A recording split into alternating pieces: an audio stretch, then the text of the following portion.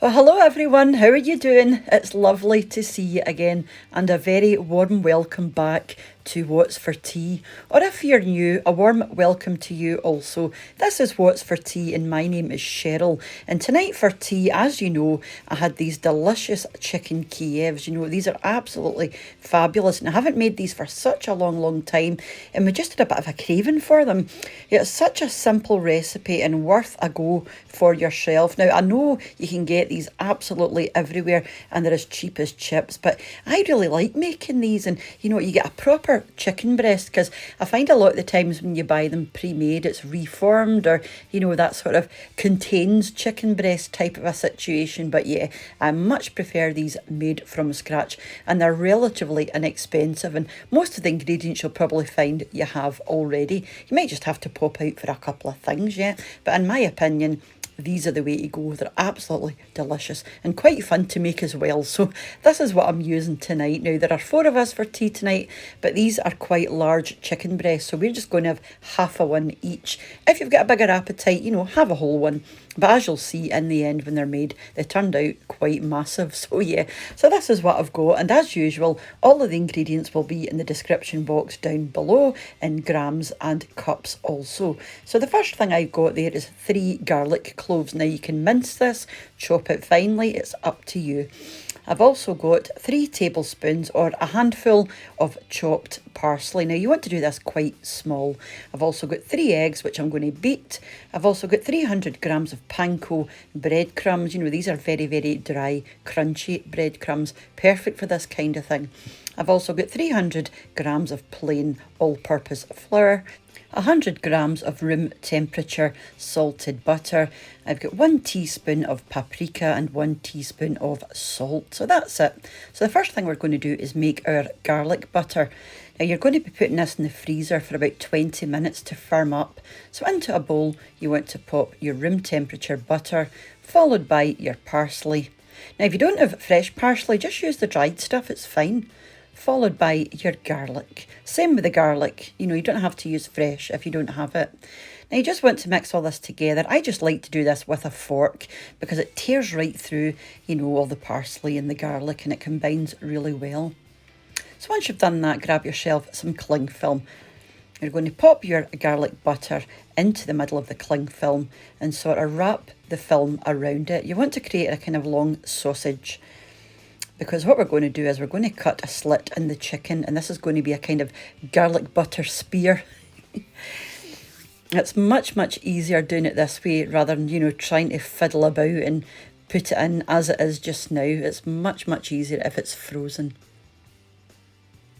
So once you're happy, you can pop this into the freezer for about 20 minutes. While you're waiting, you can prepare your chicken.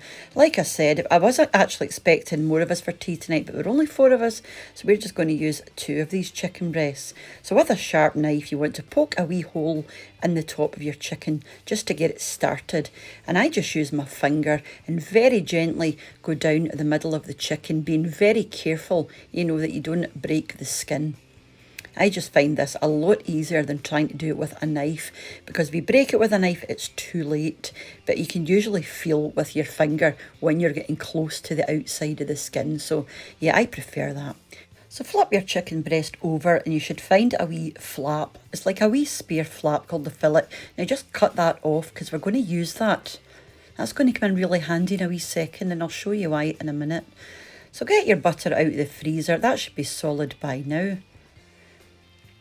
And like I said, you're just going to use this as a sort of spear, and just insert that into the wee pocket that you've made. And again, just be very careful, you know, you don't break the chicken. And once you can't push it in anymore, you know, just snip it off and gently push it in with your finger and ease it down the length of your chicken breast. As you can see there, you know, that's ideal. Now, if you're going to handle your chicken like this, guys, you know, make sure you wash your hands thoroughly after, you know, touching raw chicken, obviously. And these scissors that I'm using, I only use for raw meat. So grab the wee bit that you've cut off from the underside and just use that as a wee sort of plug, you know. Saves you having to use cocktail sticks or string or, you know, different things to try and stop it leaking out. So I think that's a good wee tip. So I'm just going to do that, exactly the same thing with my other chicken breast. And that'll do me. And now you want to make your coating. So pop your flour into a bowl, followed by your salt and paprika. Just give this a wee mix together. And set that to the side. Grab another bowl and pop your eggs in and just give them a good whisk together.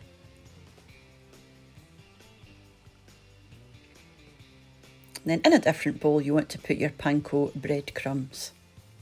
So that's you got your wee station ready. So the first thing you want to do is cover your chicken in the flour. Make sure it's, it's well covered all over. Give it a wee shake to get rid of the excess and then straight in to your beaten egg. Again, just make sure it's well coated. And you can straight into your breadcrumbs, making sure again that it's very well coated, and we're just going to repeat that process. And this is going to act as a glue. And by double dipping the breadcrumbs, you're going to have a wonderful, crispy, crunchy crumb. Now these panko breadcrumbs are wonderful. They're perfect for this and fish cakes or, fried fish. They're just great. Highly recommended. Like I said, just make sure that everything is well covered. Any wee bits that peek through, just cover them up and press it down. Press those breadcrumbs right into your chicken.